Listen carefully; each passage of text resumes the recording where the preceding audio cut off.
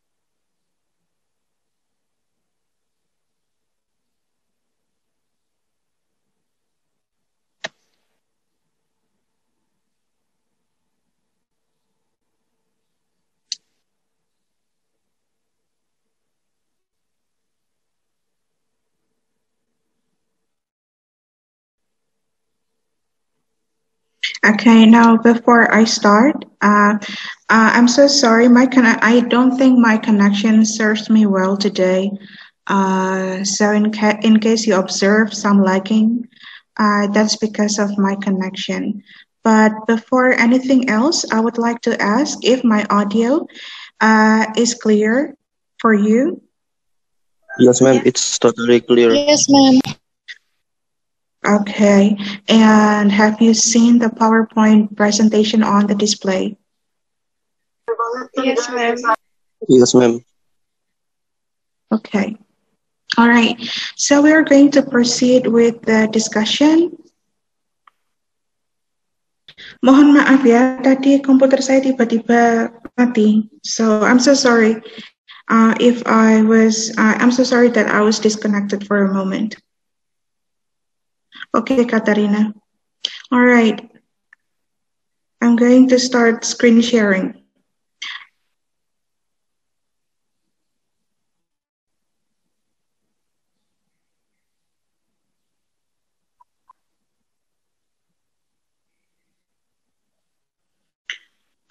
What is this?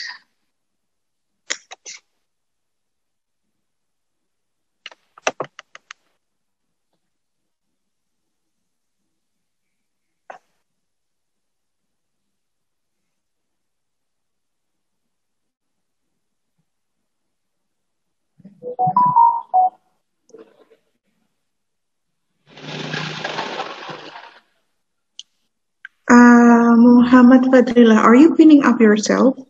No, ma'am. No, I don't. Let me check. Okay. Maybe I need to change the setting. Gallery. Okay.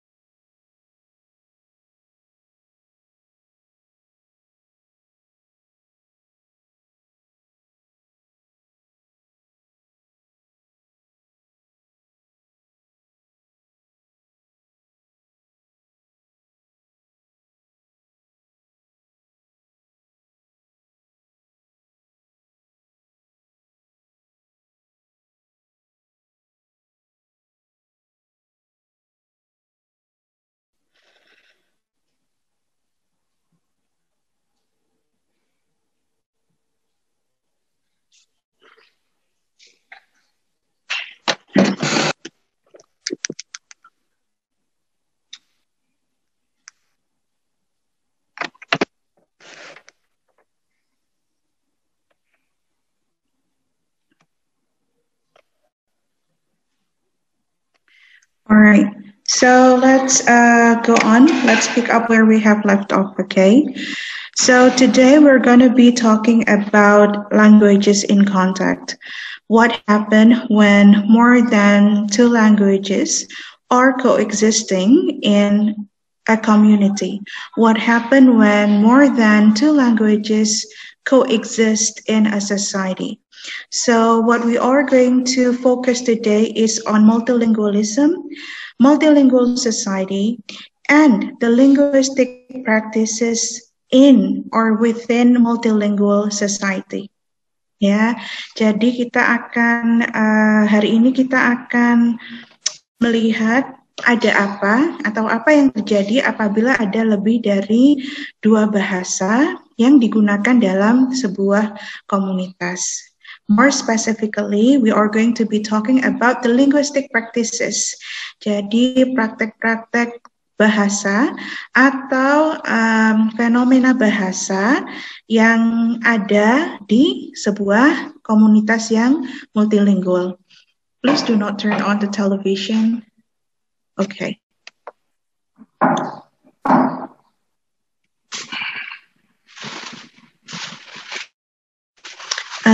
Okay. Nah, kita akan, we are going to first start with the definition of multilingualism. So what is multilingualism? Multilingualism is the condition where a speaker or a community has the ability to communicate in more than two languages. Ya, jadi multilingualisme itu apa? Multilingualisme itu adalah an ability of an individual speaker or community to communicate in three or more languages or more than two languages. Ya. Nah, an individual who speaks two languages is then called a bilingual. And then I'm so sorry, but there is someone needs to unmute himself. I'm sorry, need to mute himself. Ini siapa ya? Suaranya masuk. Okay.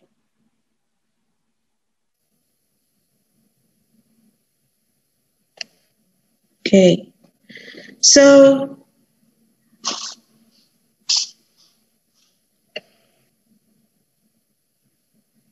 Mas Ferry koneksinya jelek Tain hari ini.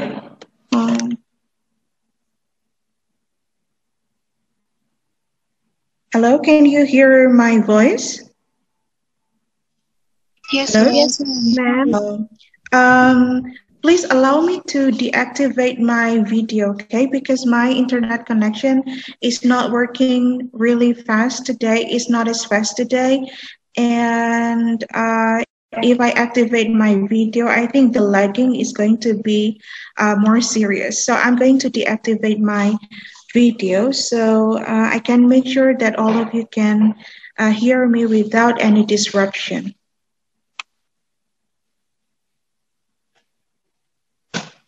Okay. Okay. So an individual who speaks two languages, we call it as bilingual. And an individual who speaks or who is able to communicate in two or in more than two languages, we call it multilingual. The same thing is addressed for a community. When you see a community using two languages, then it is a bilingual community. And a community in which speakers can communicate using three or more languages, then it is called as multilingual community. Although it is nowadays in nowadays world, it is very difficult to place, to find community who is not multilingual. So multilingualism is almost a very acceptable practice, or a global practice per se. Okay.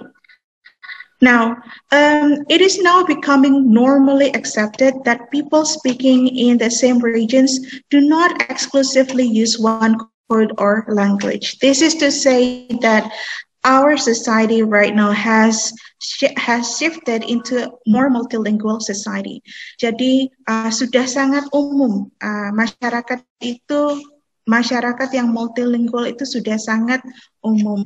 Malah sekarang yang lebih sedikit adalah masyarakat yang monolingual, yang hanya menggunakan satu bahasa saja. And people speak several languages and assign each language for different purposes. Different languages are used differently for different purposes. Jadi dari repertoire, dari bahasa-bahasa yang ada dalam repertoire mereka itu they assign certain language for certain settings. Nah, mereka menggunakan bahasa yang berbeda untuk setting yang berbeda-beda. Or these settings are commonly called as domain. Setting seperti ini, the circumstance where you use different kinds of varieties, itu disebut sebagai domain. Ya. Nah, what created or what motivated multilingualism? Multilingualism happens for so many reasons. Okay, for example, migration. Jadi ketika a person from a specific community and having a specific language or code move or migrate to new area, then that what induce the new area to become more multilingual. And we also have colonialization, where the colonials brings their language and influence the practice of language by the colonized. And then another reason is that, and that is what is really common nowadays, is learning other languages. And I think that's very common as for today. The impact of the media has shaped our perception on in what domain or the prospect of the languages that I'm learning. That's why we learn other languages nowadays, as you are right now learning English, for example. So these are the things that induce multilingualism.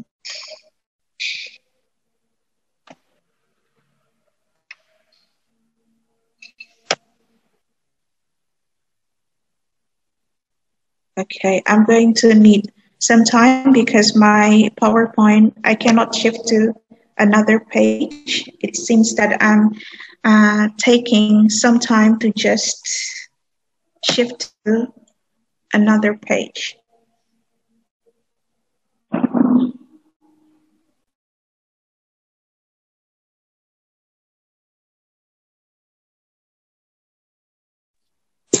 Man.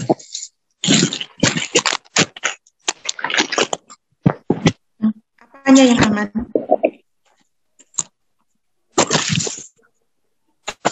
Halo?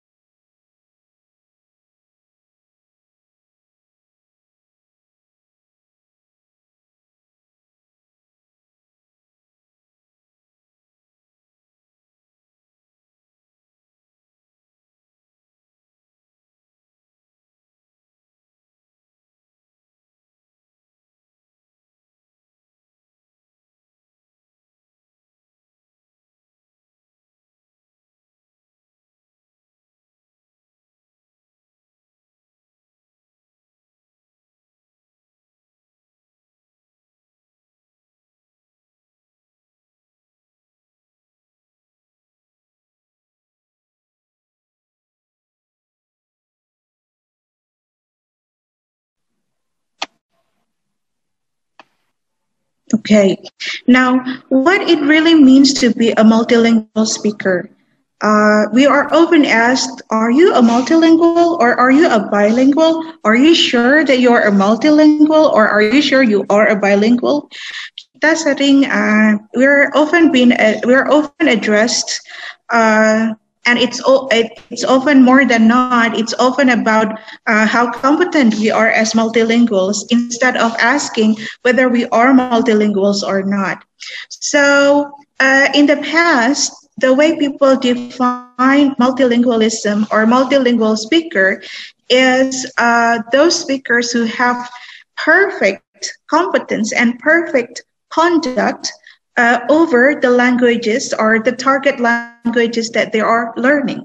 Jadi kalau dulu menjadi multilingual speaker itu sering didefinisikan sebagai orang yang punya kemampuan sempurna terhadap bahasa-bahasa yang digunakannya. Maksudnya kemampuan sempurna adalah the native-like ability, the native speaker-like. Jadi orang-orang yang punya kemampuan seperti penutur aslinya. Jadi misalnya, if I speak like bahasa Indonesia, bahasa Jawa, Javanese, English, and German at the same time, now I am accredited as multilingual when my competence in all those languages are native-like. Yeah. However, this kind of definition has been revised. Definisi yang seperti ini has been criticized and revised.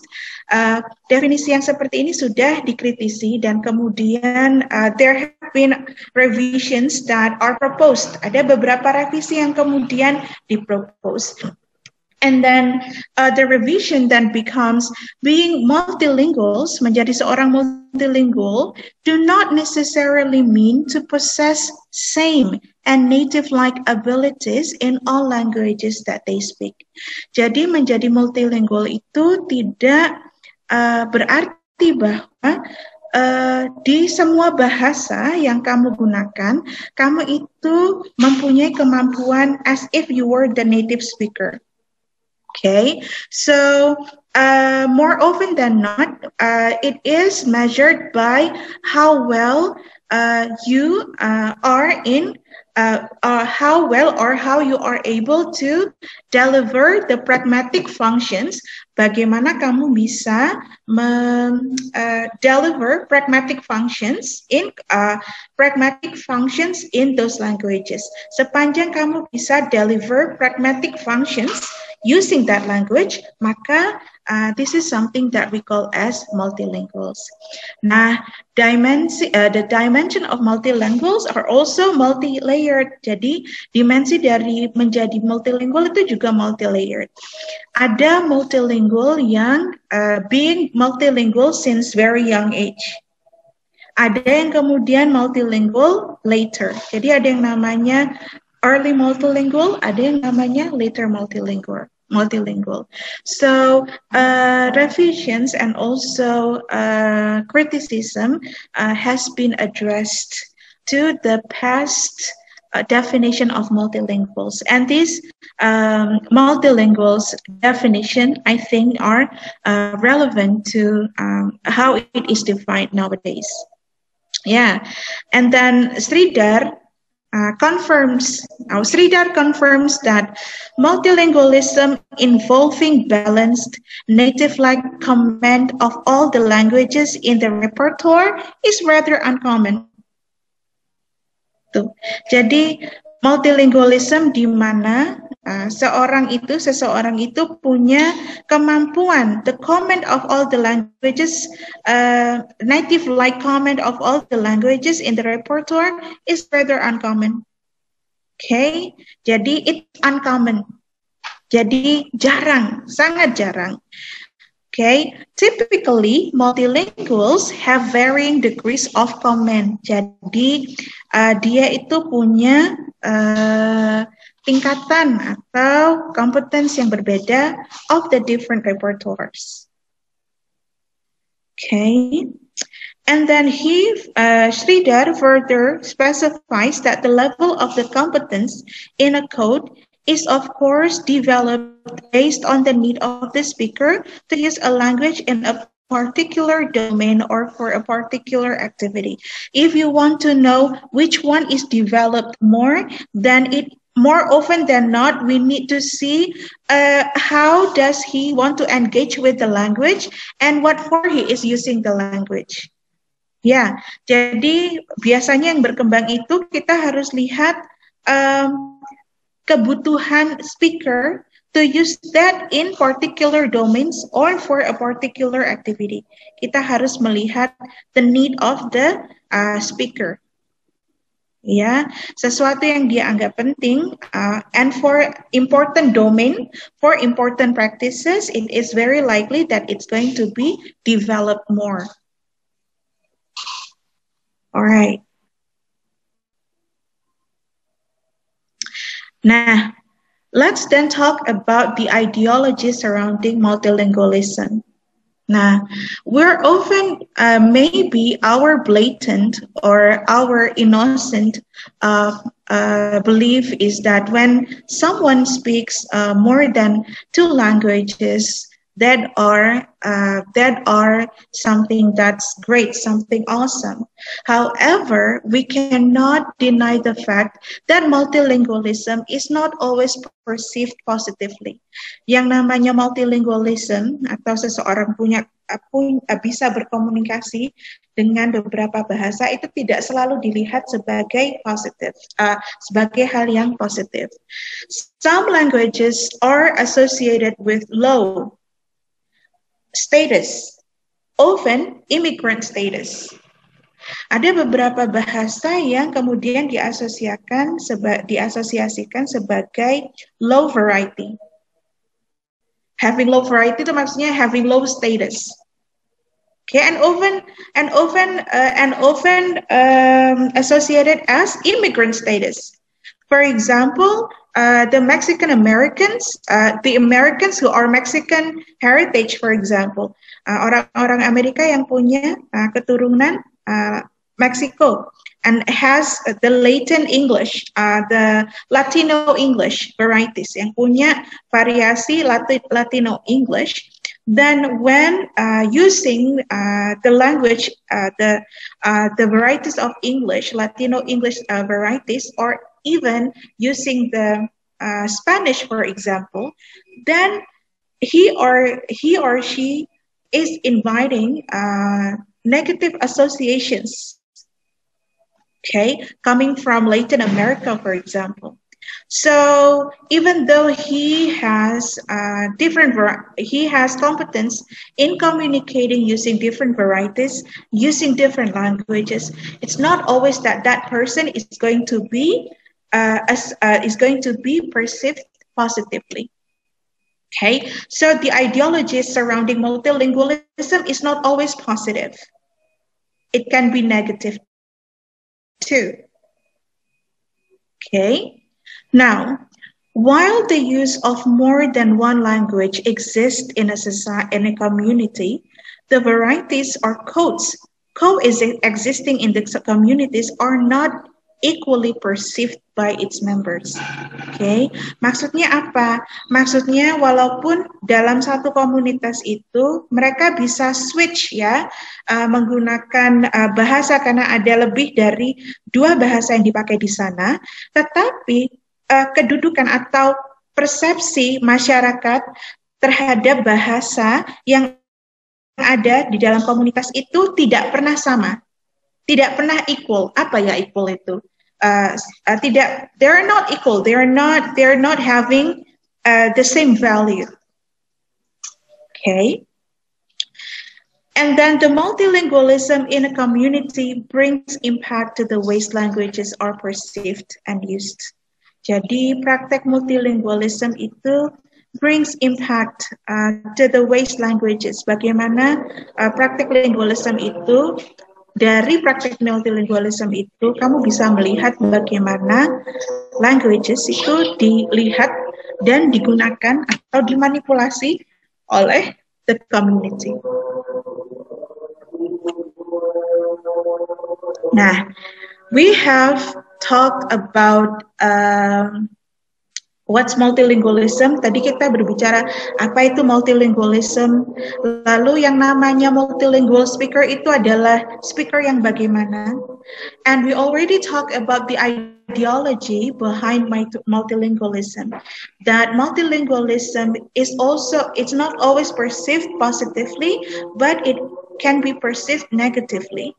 And in multilingual community, if different languages are coexisting in a community, they are not perceived equally. Mereka tidak dianggap atau tidak dilihat mempunyai nilai yang sama. Okay. Nah, sekarang ayo kita coba melihat, let's try to take a look at some linguistic practices in multilingual society. Contohnya, linguistik praktek-praktek bahasa yang ada di multilingual society itu apa? Nah, ada beberapa practices that spring because of the practice of multilingualism in a community. Okay, number one is something that we call as code switching and code mixing. When you have more than one language in your language repertoire, ketika kamu itu punya lebih dari satu bahasa, ya, di your language repertoire. Repertoire itu seperti bank yang berisi languages that you master, ya. Dan for individuals who speak more than language, you can switch languages in a single situation, within a single conversation, and sometimes within a single sentence. Jadi kamu bisa alternate between the codes that you have in your language repertoire. Kamu bisa alternate dari kode-kode atau codes atau language yang ada di your linguistic repertoire. Okay, this is an example. The example is children from immigrant family might alternate the use of their native language and the official language of the new country when speaking with their siblings. Jadi ketika berbicara dengan saudara, dengan keluarga, anak turunan imigran ini bisa saja beralih-alih kodenya. Misalnya menggunakan bahasa Inggris, kemudian menggunakan bahasa Spanyol, kemudian dimasukkan bahasa Spanyol, kemudian bahasa Inggris. So that's alternating between the codes. Yeah. Now, the use of code switching expresses some functions. Nah, this alternation, alih kode ini punya beberapa functions. For example, it can be used to express directive functions, expressive functions, referential function, phatic function, metalinguistic function, POIC, and some POIC functions, or to express some artistic purposes. Ya, ada yang sudah pernah lihat filmnya Coco? Pernah. Ini suaranya. Okay, all right. The disruption is really okay. So Coco. What's actually the setting of Coco movie? Settingnya apa? Komunitas apa? Meksiko. Yeah. Mexican community, yeah. It's a movie. The movie it's in English, but see how they address, see how the characters address the other characters. For example, how did Coco address the grandmother? Coco kalau manggil neneknya apa?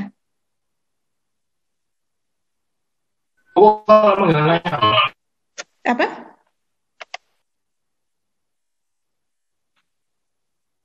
Halo?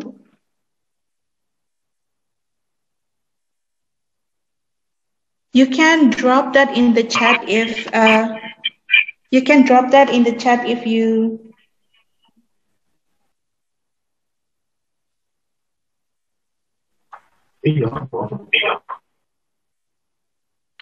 yeah, let me check. Please drop that in the chat.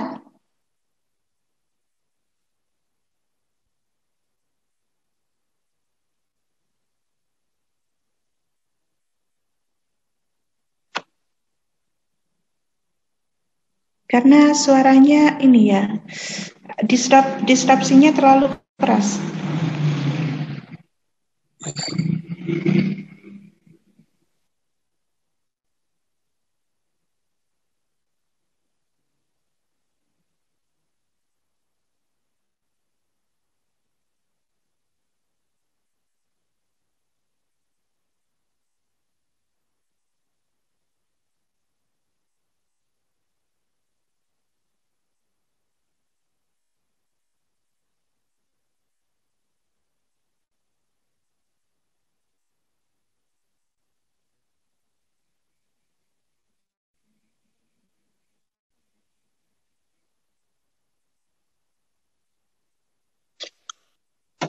Okay, so in Mama Coco, Abu Elita itu beautiful woman ya, saya agak lupa.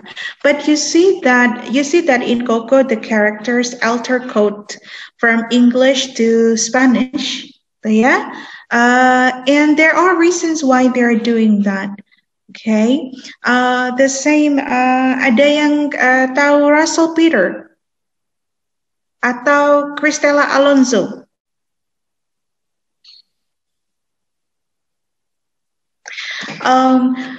My point why I ask you this is that because the names that I mentioned earlier are the names of comedians, and they use a lot of race-themed material in their comedy, and it's often with these stand-up comedians you see the alterations between English and other languages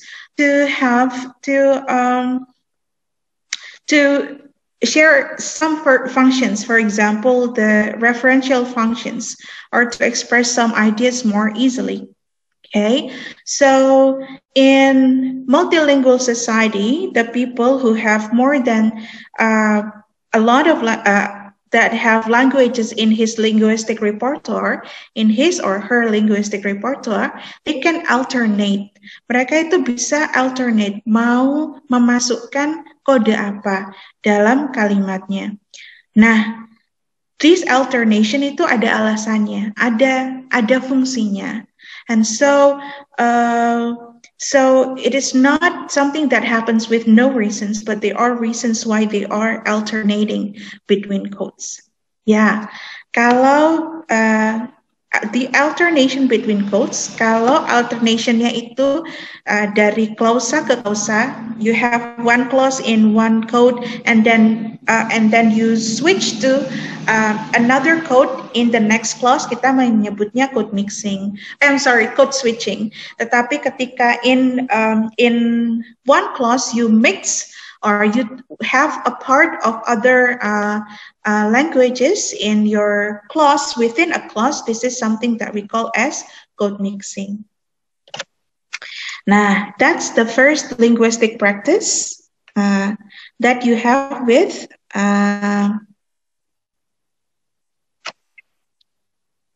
within multilingual society. Now, what is the next practice that we can see in multilingual society? There is a study that we call as linguistic landscape. So what is linguistic landscape? Linguistic landscape itu apa sih? Linguistic landscape is actually the visibility and the salience of languages in public display, including signs, billboards, advertisement, graffiti in a given area. Okay. Let me repeat. Linguistic landscape is described as the display of languages in public spaces, including signs, billboards, advertisements, graffiti, showing the visibility and salience of languages in a given area. Tuh ya. Now, this kind of practice, I think this is no longer a new term for you, because last week I assigned you to do a summary of a study that is under linguistic landscape, right? Minggu kemarin, Anda ingat? Halo? Yes, ma'am. Yeah, ma'am. Oh, yeah. Yeah. Yes, ma'am. Yeah, ma'am. Ya, linguistik di sana. Jadi linguistic landscape itu adalah melihat seberapa visible dan seberapa salient. Seberapa visible, tahu ya, visibility itu kan seberapa terlihat, ya. And seberapa salience itu, kaitannya dengan visibility. Seberapa mudah kemudian terlihatnya, seberapa dominan, ya, of languages in a given area. Okay, nah, dengan melihat visibility or salience of languages, we get to infer how the community perceive and use the language. Kalau di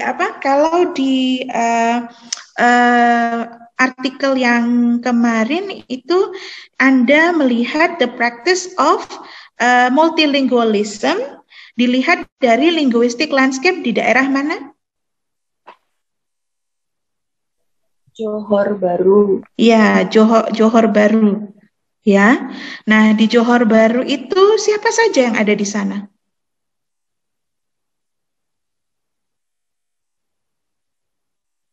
Siapa saja yang ada in the community? Who are the people? The residents in that community? Bumi Putra itu refer to? Bumi Putra itu refer to? Siapa maksudnya Bumi Putra itu? Orang Melayunya. Iya, the Malay. Siapa lagi yang ada di sana? Chinese. Yes, Chinese. Arabic. Keturunan Cina. Yes. Oke. Dan Johor Baru ini wilayahnya ada di bagian mana? Seberangnya Singapura, men. Oke, dekat sekali dengan Singapura ya. Jadi Malaysia bagian selatan yang berbatasan dengan dekat sekali dengan Singapura. So you have the grip of the community. Anda tahu the grip, maksudnya Anda bisa paham. Oke, komunitasnya berisi orang-orang ini. Lalu bahasa apa saja yang ada di sana? Bahasa apa saja yang ada di sana? What languages are visible? Melayu, English. Melayu, Inggris, apalagi? Arabic. Ya? Apa? Chinese, bahasa Cina. Bahasa Melayu, bahasa Inggris, bahasa Cina, gitu ya. Nah, dalam penelitian yang kamu baca kemarin, orang ini melihat dari public science, ya. Public science itu what's public science in bahasa Indonesia? Please help me. Rambu. Apa? Rambu-rambu, mem. Rambu-rambu. Kok kurang bagus ya translationnya? This is why I'm not a translation teacher. Science, papan tanda. Oke, papan tanda itu ya. Yes, oke.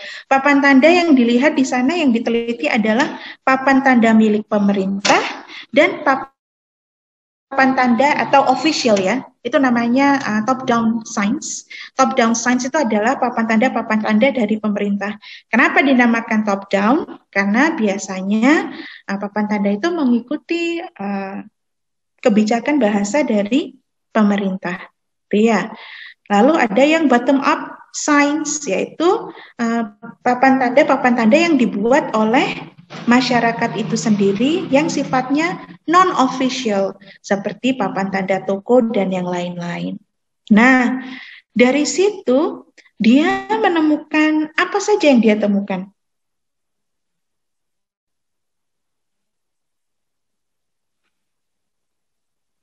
Apa saja temuannya? Seberapa visible bahasa-bahasa yang ada di Johor Baru digunakan oleh orang Johor Baru.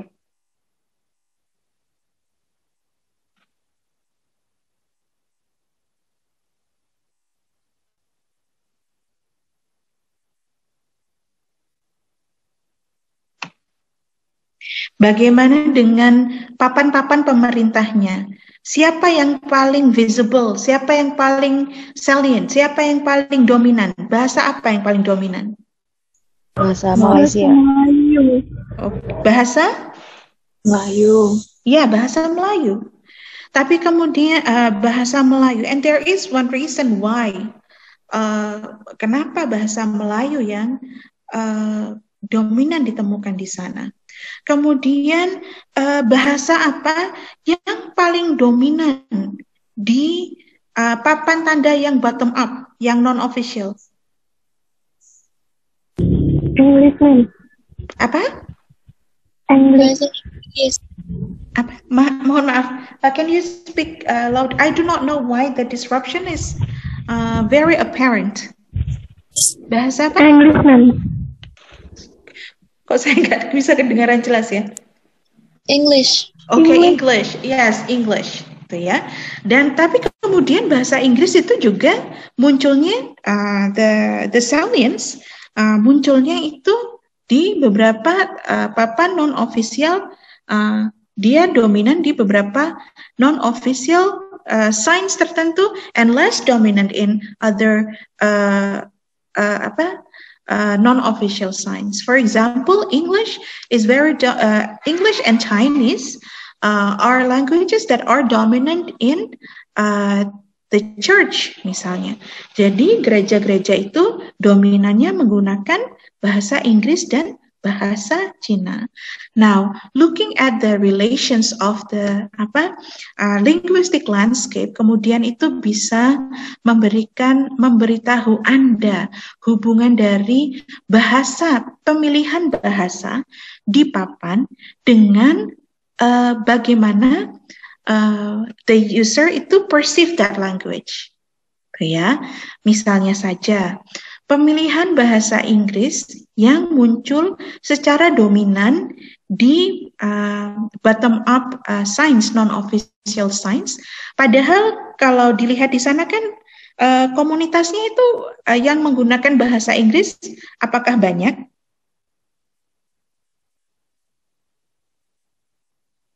Halo? Banyak tidak?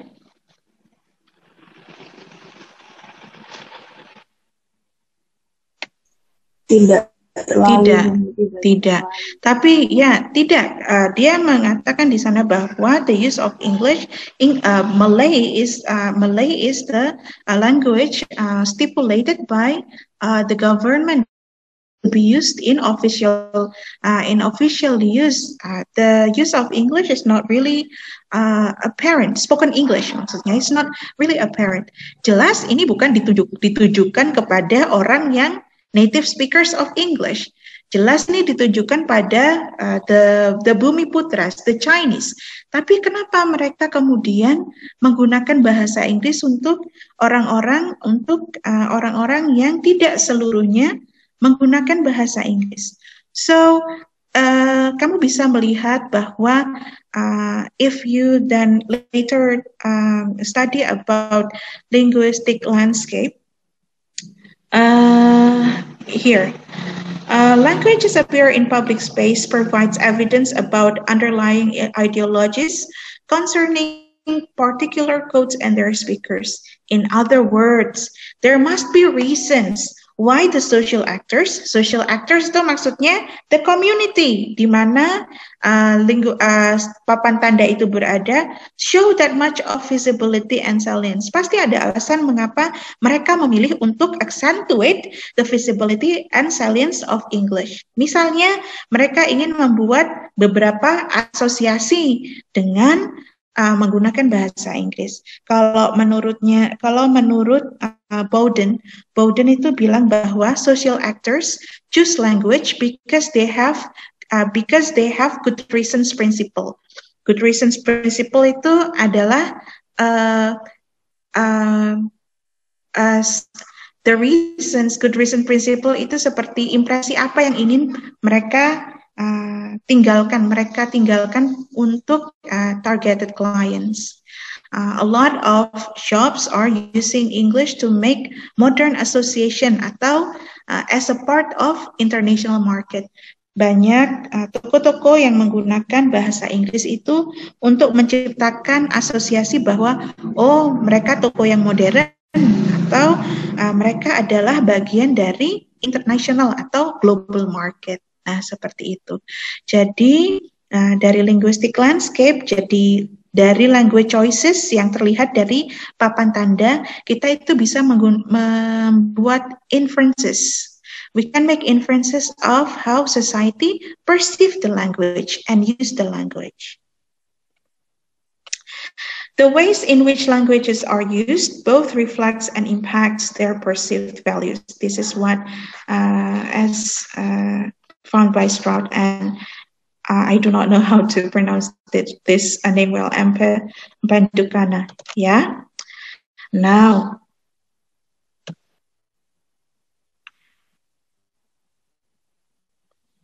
nah, praktis apa lagi yang ada adalah diglossia and domains. What is diglossia or diglossia? Diglossia is a situation in which a community uses two different languages or two significantly different varieties of one language for different situations. Jadi diglossia itu adalah sebuah situasi di mana komunitas itu secara jelas menggunakan ragam bahasa yang berbeda atau dua bahasa yang berbeda atau ragam bahasa yang berbeda untuk situasi yang berbeda. Oke, yang dimaksud domain itu apa? Domains itu hampir sama dengan community of practice. It refers to the situations or circumstances where a certain variety is used. For example, school domain, church domain, home domain, and etc. Typically, one language or one variation is used in everyday casual communication, and the other or language or variety is used for formal purposes. Nah, jadi ada bahasa yang dianggap atau dianggap pas digunakan untuk casual communication, untuk domain-domain yang tidak formal. Dan ada bahasa yang dianggap lebih tinggi dan lebih cocok untuk digunakan di formal purposes atau domain-domain yang formal. Nah, hal ini kemudian yang drive atau motivate the term of the high variation and the low variation. Jadi high variation itu adalah the variety which is perceived having a higher status and serves for formal atau formal domains. Jadi variasi yang dianggap punya status yang high, status yang tinggi, dan digunakan di domain yang formal. Sedangkan ada variasi yang disebut sebagai low variety yang digunakan di domain-domain yang non-formal. Nah, another linguistic practice in multilingualism, yaitu diglossia. Ya. Lalu, what is another practice that we can see from a multilingual society? Praktik bahasa apa yang bisa kita pelajari, bisa kita study from a multilingual society? That is something that we call as language attitudes, ya, atau attitude terhadap bahasa. With the use of one or of more than one language in community, the study of how the members of community perceive, value, and react to certain language or variety becomes prevalent. Tadi kita sudah diingatkan bahwa tidak mungkin dalam sebuah komunitas yang multilingual semua bahasa itu persepsi secara sama atau punya nilai yang sama, gitu ya. That's at the core of language attitudes.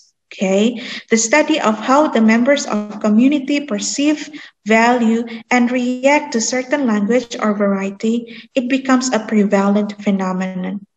And then, why then we need to study about language attitude? Kenapa kita perlu tahu sih tentang language attitude? Well, it is important because it has, for example, attitude toward Englishes ya atau English accents. It has impacts on ELT, pembelajaran bahasa, on motivation and acquisition. Punya impact terhadap motivations dan acquisitions, pemerolehan bahasa. Mana yang mereka anggap penting untuk mereka peroleh bahasa mana, and language related policy making. Dan pembuatan kebijakan bahasa. So, ya. And then speakers' choices of code also reflect how they want others to view them. Ketika kamu memilih variasi bahasa atau bahasa tertentu di domain tertentu, itu berarti kamu itu sedang ingin mengasosiasikan dirimu dengan certain community, or you want to make certain associations for yourself. Ketika kamu memilih bahasa tertentu untuk domain tertentu, kamu sedang membangun asosiasi tertentu untuk dirimu. Okay, so that is in the heart of language attitudes in multilingual setting. And then, contohnya ya, contoh language attitude saya akan mengambil contoh attitude terhadap aksen bahasa Inggris. Mengapa bahasa Inggris? Karena our study is about the study of how language is used. Now, because we are in English department, I would like to focus more on how English is used, particularly by Indonesians. Okay. Now, the language attitude studies have been extensively done to see how NNS of English, and NNS ini maksudnya non-native speakers of English ya, evaluate the accents from 3 concentric circles of English. Okay. Ada yang sudah familiar dengan yang namanya concentric circles of English ya? Can anyone, or is there anyone who would like to share his or her understanding about concentric circles of English? What is this? Lingkaran apa ini?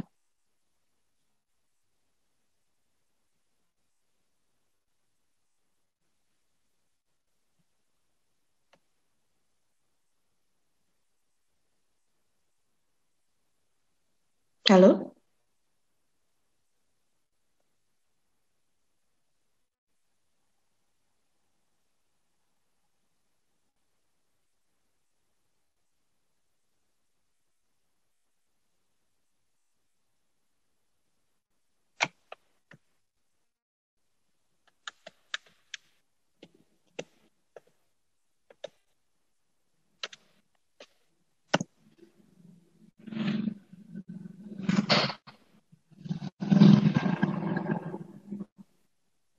Apa kira-kira yang dimaksud concentric circles of English?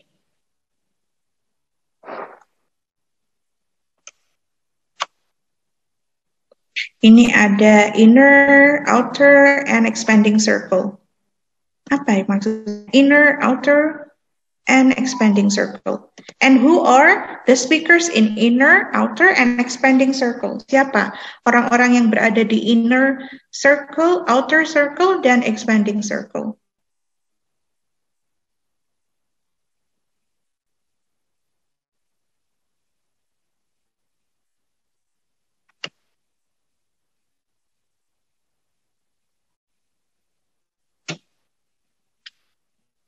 Halo?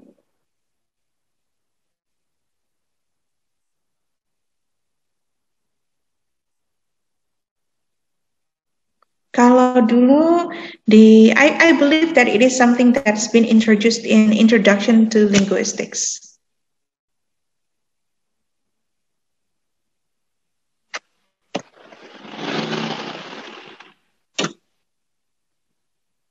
Halo, suara saya masih bisa didengarkan ya?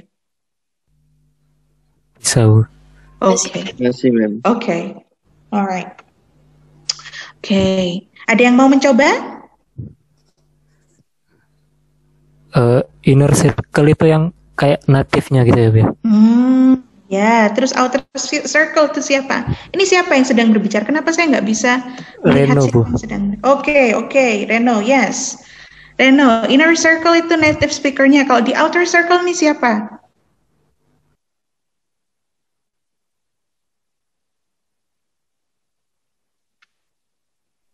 Negara-negara yang menggunakan bahasa Inggris sebagai bahasa. Oke, ini siapa ya? Arsi, ma'am. Yeah, RC. Sorry, RC. Can you please say that again? I do not know why your the audio is disrupted a lot when you speak, RC. Negara-negara yang menggunakan bahasa Inggrisnya sebagai bahasa kedua, kalau tidak salah, ma'am. Oke, bahasa kedua. Bagaimana mereka bisa menjadi negara-negara yang menggunakan bahasa Inggris sebagai bahasa kedua? Mungkin dari bekas jajahan atau kolonialisme dari Inggris, seperti Singapura, India itu kan bekas jajahan dari Inggris, ma'am. Oke, good. Kalau seperti itu, kemudian expanding circle itu siapa yang ada di expanding circle ini? Indonesia mungkin, yang bahasa Inggrisnya sebagai foreign language, bukan sebagai second language. Okay, very good. So yes, Reno and Arsi has provided us with samples with the explanation of who are in the inner. Nah, jadi concentric circles of English, it is a map, a mapping of the demography of the speakers of English proposed by Braj Kachru. Ya, jadi Kachru itu memetakan the demography of speakers of English. Nah, dalam petanya itu dia memetakannya dalam bentuk lingkaran. Inner circle atau lingkaran yang paling dalam dan yang paling kecil, yaitu speakers of English the speakers of English whose in which English is their native language. Jadi benar, inner circle itu adalah those speakers of English di negara-negara di mana bahasa Inggris itu adalah bahasa ibu, bahasa pertama.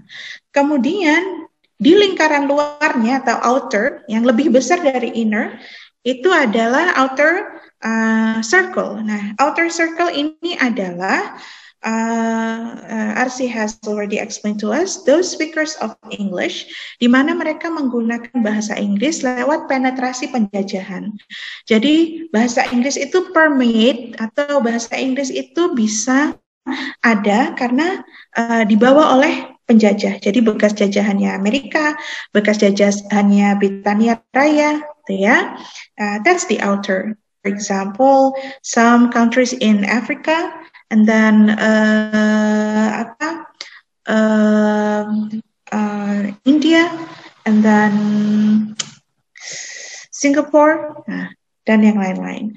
Nah, expanding circle itu adalah circle di mana users of English or the use of English are not permeated through the colonialism, tetapi pada status bahasa Inggris yang sekarang sudah menjadi global lingua franca.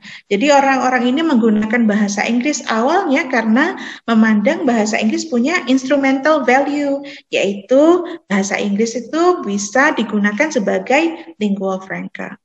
Di negara-negara yang outer, bahasa Inggris itu menjadi salah satu the lingua franca for intra-culture communication. Jadi maksudnya intra-culture communication itu apa?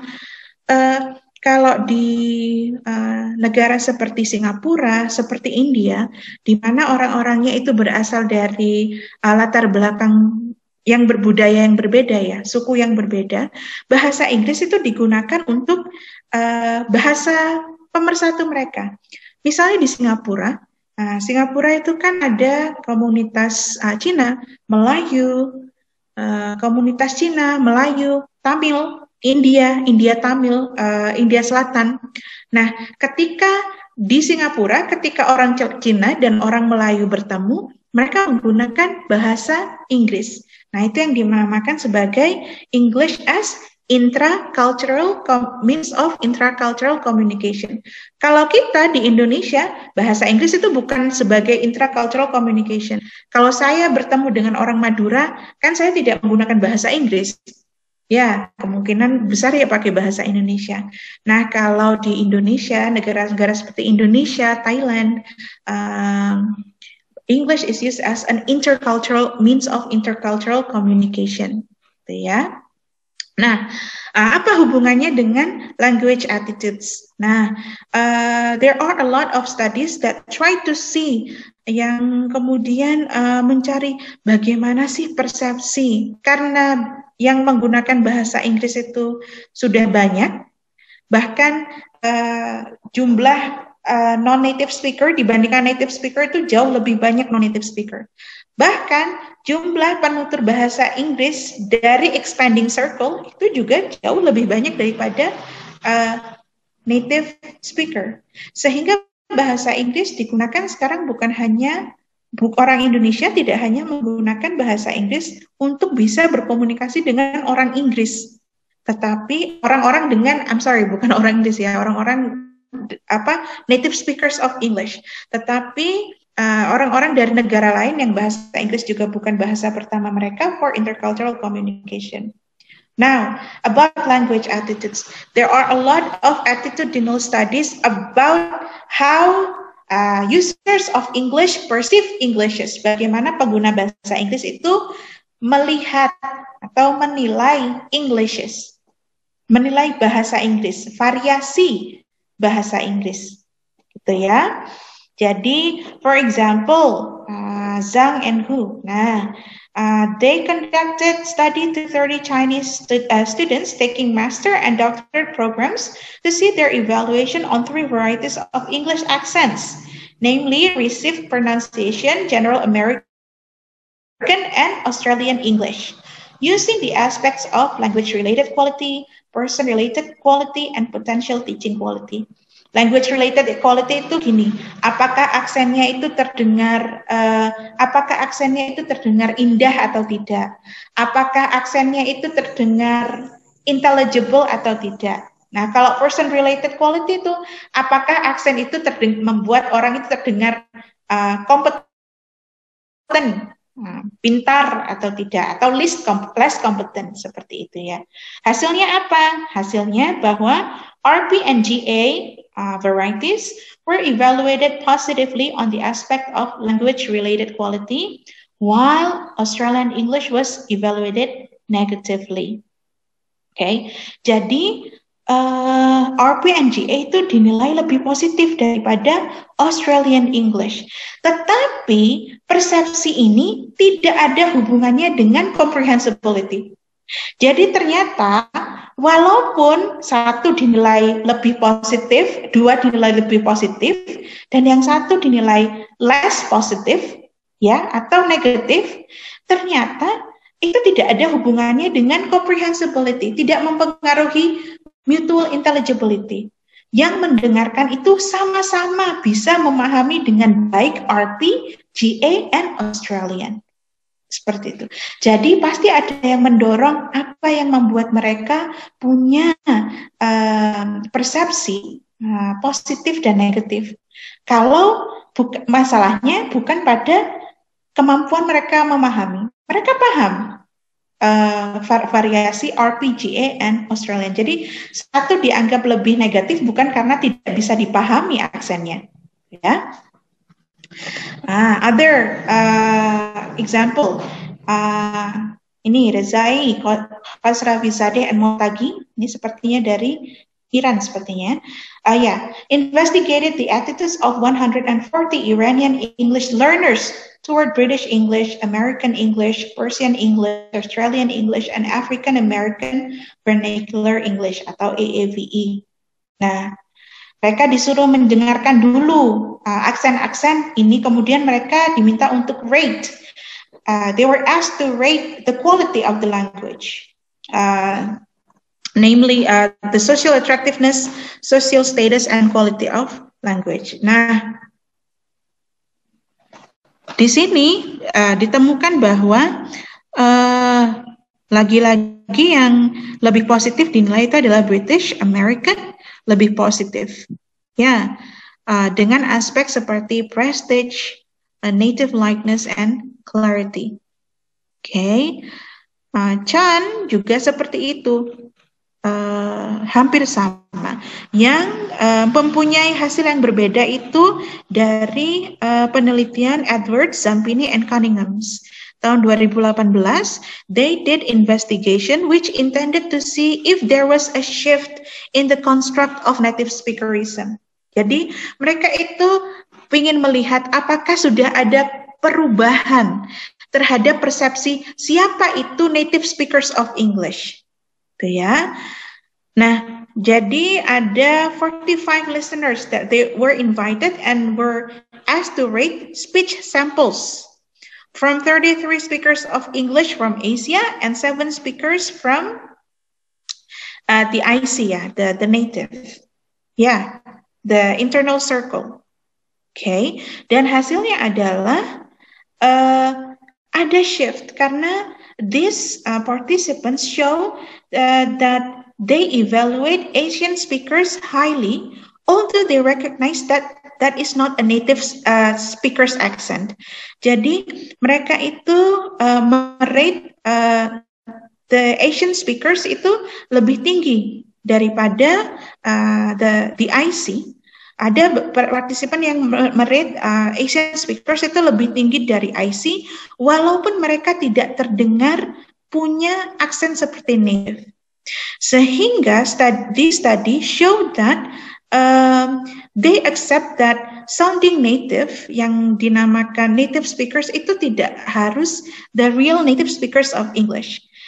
Sounding native may also include sounding Asian and sounding local when they speak English. Ya, jadi attitudes itu tidak bisa disamaratakan. Maksudnya tidak bisa disamaratakan adalah tidak bisa tidak bisa kita menyamaratakan bahwa semua orang punya positive attitude terhadap native varieties of English. Nah, kita harus melihat melakukan penelitian dulu. Nah, di konteks dan specify the context, specify the setting of the research. Nah, dari penelitian-penelitian inilah kita bisa melihat perkembangan seperti apa kira-kira the shape of global Englishes nowadays. Ya, okay, that's the end of my presentation. Now, if you have questions, you can ask if you have questions.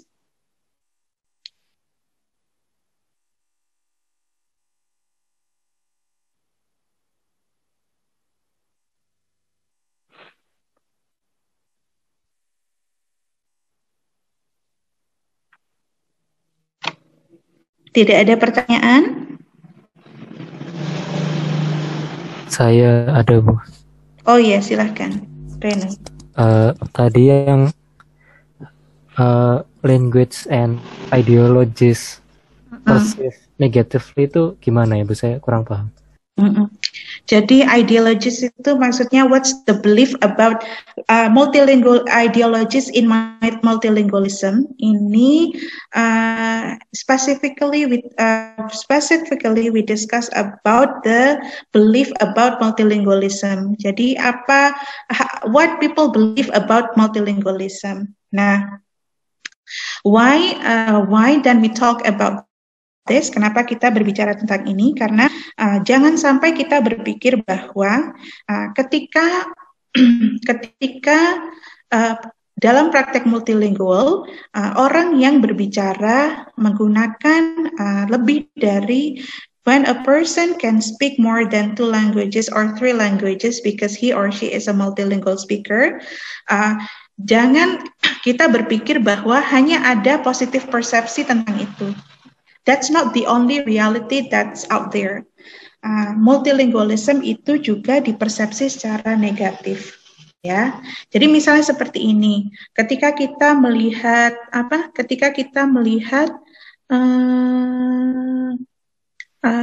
siapa itu yang terkenal di Ome TV ya? Siapa?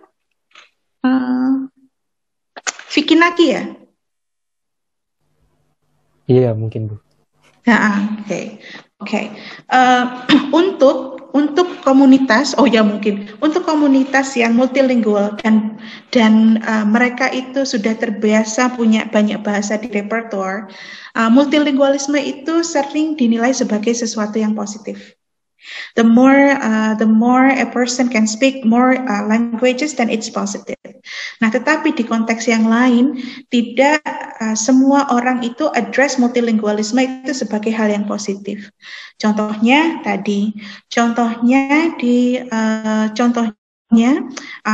ada beberapa orang, some community or some people in the community associate the more languages that are spoken by one person is associated as the low variety atau the immigrant variety. Jadi ada asosiasi negatif atau asosiasi rendah yang ditujukan bagi orang yang multilingual. Dalam konteks apa? Yang ditemukan adalah konteks-konteks negara-negara di mana negara itu negara atau komunitas di mana mereka berpikir bahwa bahasa lain yang digunakan selain bahasa yang dominan itu adalah bahasa yang variasinya rendah atau bahasa-bahasa yang dibawa oleh orang imigran. Sehingga the multilingual speaker, kalau ada orang yang bisa berbicara lebih dari bahasa yang dominan dari komunitas itu, mereka itu dipersepsi secara negatif karena mereka itu diasosiasikan sebagai imigran yang tidak punya hak yang sama dengan misalnya orang yang dominan di sana. Jadi multilingualisme itu in different contexts, in different settings, in different communities are perceived differently. It can be perceived positively, it can also be perceived negatively. Itu yang pertama. Nah, yang kedua bahwa the ideologies in multilingualism itu adalah bahwa what we have to understand is that not all language varieties that are coexisting in community, bukan not all ya, tetapi it is accepted that variasi bahasa atau bahasa-bahasa berbeda yang coexist dalam satu komunitas itu tidak akan dianggap atau diperlakukan secara sama, tidak akan dilihat punya nilai yang sama. Itu. Kalau if you are familiar with the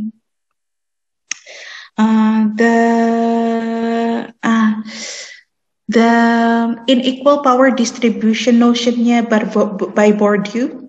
Bourdieu itu mengatakan bahwa in society there is an unequal distribution of power.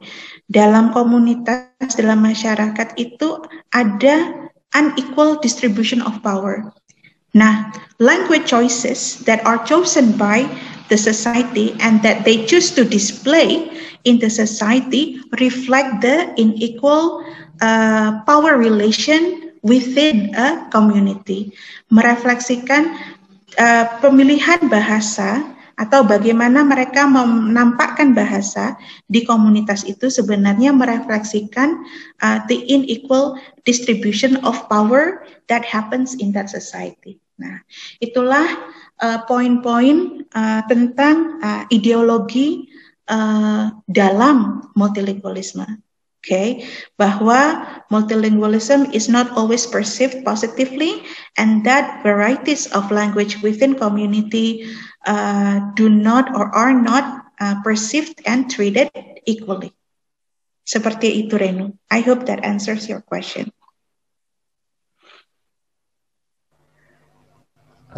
Berarti kalau misalkan ini contoh aja ya Bu, saya tidak tahu faktanya gimana. Misalkan di Amerika ada Afrika Amerika tuh Bu. Nah itu misalkan ada komunitas di Amerika yang menganggap African Amerika itu buruk, itu maksudnya kayak gitu ya Bu. Variasi bahasanya itu rendah gitu. Ya, karena karena dan variasi bahasanya itu rendah karena ya ada unequal unequal power distribution gitu. If you kalau kamu observe keturunan African American yang ingin masuk ke posisi pemerintah, tidak ada satupun dari mereka atau sangat sedikit dari mereka yang menggunakan variasi AAVE. Kalau Barack Obama kan presiden ya, keturunan African American, and a lot of African American pejabat, staff government staff, they have to change. In fact, mereka itu harus mengubah aksennya. Mereka tidak bisa menggunakan AAVE karena kalau mereka di pemerintahan mereka harus memunculkan image yang lain. Itu berarti AAVE itu tidak dianggap sebagai variasi yang variasi yang high variation, tetapi low variation. Yeah, it's true. Kalau Anda observasi di pemerintahan, hampir tidak akan kita mendengar variasi AAVE di sana. Kalau mereka menggunakan AAVE, mereka akan ditolak, gitu ya. Yeah, that's one of the example, Reno. Baik, terima kasih, Bu. Okay.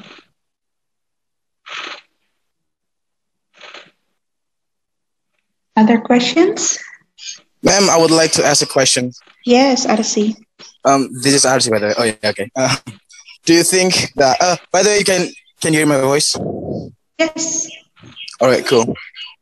Do you think that a multilingual person or people could speak or talk fluently like natives when they try to learn the language? Let's example. Try to take me as an example. I've been speaking two languages, in which Indonesian and Japanese, for my whole life, and I've been trying to learn English since I was on the second grade of high school.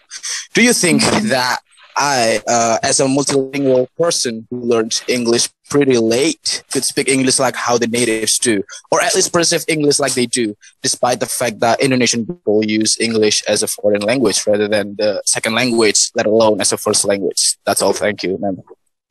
Okay. What I can say about that is, RC, the way you choose certain varieties of English tells us about which associations you want to build for yourself. That's number one. And that actually reflects the belief that you have about that varieties. For example, if you speak a variety that is close to the native speaker's accent, for example, there is an association that you try to build for yourself. And there's a reason for that. For example, you think that a native speaker's variety enjoys more privilege, atau enjoys more power in the context of the domain that where you use that variety. Now, if the question can I speak to the extent of native speakers of English? Was that another question, RC? Itu ya? Yep, ma'am. That's right. Okay. Well, this is the thing. There are, within the native speakers of English themselves, they have a lot of different varieties of English. And GA and RP, for example, are only spoken by less than 10% of people in its country. Ya. Jadi yang menggunakan GA dan RP sendiri itu adalah variasi yang digunakan less than 10% of the people in its country. Now, there are a lot of different English accents. There are different English accents out there. Gitu. Then if you ask me, can I speak to the extent of a native speaker? Well, maybe you can if you try if you try to build such association for yourself. However, what we have to understand is that in America or in the United Kingdom or even in Canada, they have different kinds of accents too. So if then you ask me, can I speak to the extent of a native speaker? Which native speakers? Because within the area of native speakers themselves, they have different kinds of, a lot of different varieties of English. Okay, so what I can see is that I think a lot of people, especially users of English in expanding circle, try to use certain varieties of English by relating to the privilege that certain varieties will bring for them. Okay, so that's my answer. Jadi kalau kamu menanyakan apakah saya bisa berbicara sampai benar-benar menjadi native speakers of English, I think there is a possibility, bisa. Tetapi yang namanya native speakers of English sendiri itu variasi bahasa Inggris itu banyak. GP dan GA dan RP itu digunakan less than 10% of people in the United States and in the United Kingdom. Jadi sekarang itu saya rasa untuk pengguna bahasa Inggris dari expanding circle itu saya rasa what they are doing is not that they try to sound native, but it is that they try to use certain varieties because they want to enjoy certain benefits and privileges that come from the perception over that varieties. Seperti itu. Lalu ini,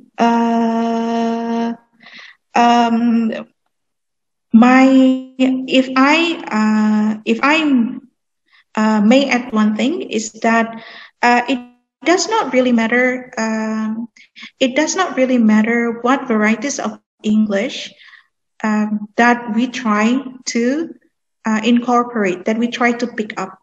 Okay, I think it is more important for us to think about mutual intelligibility. Why? Because the condition of our global world nowadays does not really require us to speak to native speakers only, but also to other non-native speakers of English. There's a research actually that talks about what people think about their accents. And in that research, there is an experience shared by an English teacher in Hong Kong that has always been using native speakers varieties, or perceivingly native speakers of varieties of English. And when she went to Singapore, she went paralyzed because she thought that her English couldn't really even put in use. She could not understand a word and she could not communicate with the Singaporeans. That's because the native accent was not the norm in Singapore. Okay, so I think when you want to improve yourself to the extent, what kinds of speaker of English do I want to be? Then you really have to think of who am I going to use my English with? Okay, I think that is a question that you also need to ask to yourself, to ourselves as speaker of English. I'm not saying that you cannot pick up English accents. No. What I'm saying is that we need to train ourselves to be an internationally intelligible English speaker. Okay. That's my answer, RC. Thank you so much, ma'am. That really helps a lot. Thank you so much. Okay. Alright. Masalah aksen ini juga memang masalah ini ya. Memang masalah yang intriguing. Intriguing itu menarik. Karena it's intriguing for me because siapa itu penyanyinya I Love You 3000? Ada yang tahu? Siapa? Saya lupa namanya. Anaknya Titi DJ? Stephanie Putri, man. Yeah, Stephanie Putri. So Stephanie Putri, I remember Stephanie Putri was interviewed after she made an appearance after she went on stage of label yang sekarang menaungi dia, Rising 88.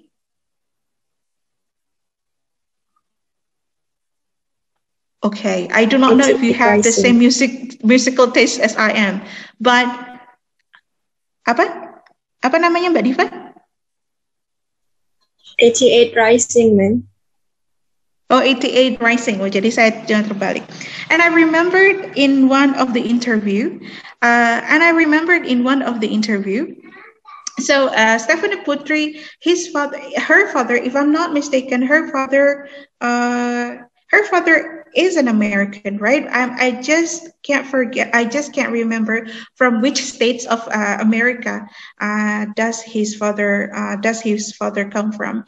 So when after she performed on the stage, there is an interviewer and asked her about something, and then the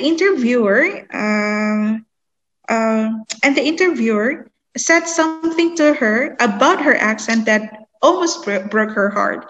And she said, "Oh, I'm actually from here." "Oh, really? Oh, I thought you're not from here because you're speaking an accent." Like, really?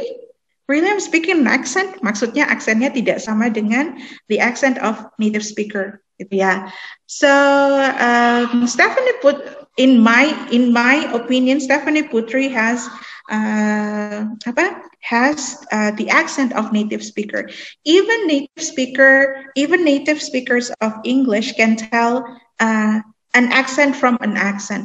Jadi maksud saya adalah masalah aksen ini itu memang sangat intriguing, memang sangat menarik. Karena kamu bisa include someone or exclude someone. Kamu bisa alienate atau include someone because of your judgment on accent. Kamu bisa membuat orang merasa menjadi bagian sesuatu atau merasa terasing karena your judgment toward accent, gitu ya. Jadi ya masalah aksen ini memang masalah yang sangat penting untuk dipelajari, gitu ya, karena it really reveals the social dynamic. Memang sangat reveal social dynamic in a community, gitu. Kalau Anda tertarik meneliti masalah aksen bahasa Inggris, that's also very intriguing, sangat menarik sekali. Okay.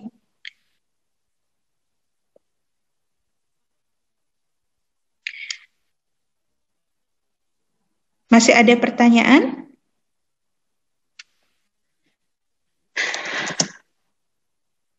Let me stop the share screen.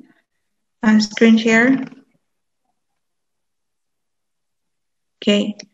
Kalau tidak ada, saya cukupkan sampai di sini ya. The material. However, I'm going to make some announcement just before we part. Saya ingin memberikan pengumuman sebelum kita part. Okay. Number one is that saya masih belum bisa mendelegasikan tugas comic strip. Ya, kalau misalnya tugas comic strip ini jadi, ini akan didelegasikan, instruksinya akan diberikan oleh Pak Hadi. Ya, itu yang pertama. Yang kedua, after this, you are going to make a summary of our discussion today, right? Halo? Yes, ma'am. Yes, ma'am. Ya, Yes, ma'am. nah Saya akan mengeset, I'm going to set assignment folder in MMP where you can submit your summary, and I'm going to set date, and the due date is to be set on Monday next week. Jadi due date pengerjaan summary-nya itu adalah hari Senin minggu depan. Nah, your submission is going to be considered as a makeup class.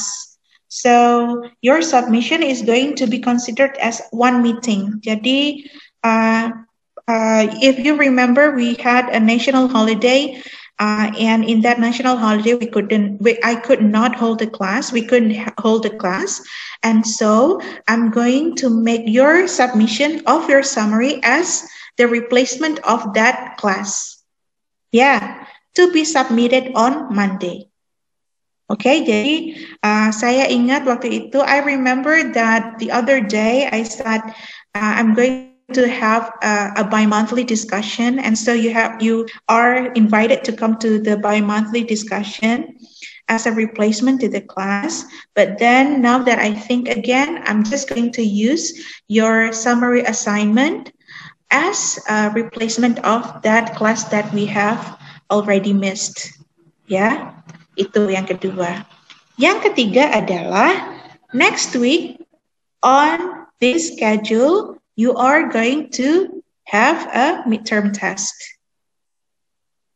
Ya, jadi UTS-nya bersama saya minggu depan di jadwal yang sama. Okay, and the duration of the midterm test is gonna be the duration that you have in your schedule. I'm not sure about the schedule for the fasting month. I'm not sure. In the previous semesters, every Ramadan month the schedule is going to be cut off.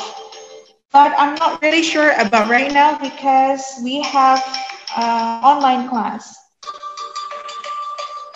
Shut up. Okay. Right. So the duration is going to be determined next week. Ya, berapa lama waktu UTS-nya? Ya, selama jam pelajaran. Ya, saya juga tidak yakin apakah jam pelajarannya dipotong atau tidak. Oke, tetapi Anda akan mengerjakan langsung selama jam pelajaran tersebut. Okay, activate your camera and you are going to do the midterm test langsung right in front of the Zoom. Ya, selama jam pelajaran tersebut. Jadi bentuknya bukan seperti tugas yang bisa dikirimkan nanti malam misalnya. Malamnya bukan, harus diselesaikan selama jam pelajaran tersebut. Ya, so all of you have to come to the class next week for the midterm test. If you cannot come and join the midterm test, you have to notify me in advance. Tolong saya diberitahu sebelumnya. Oke?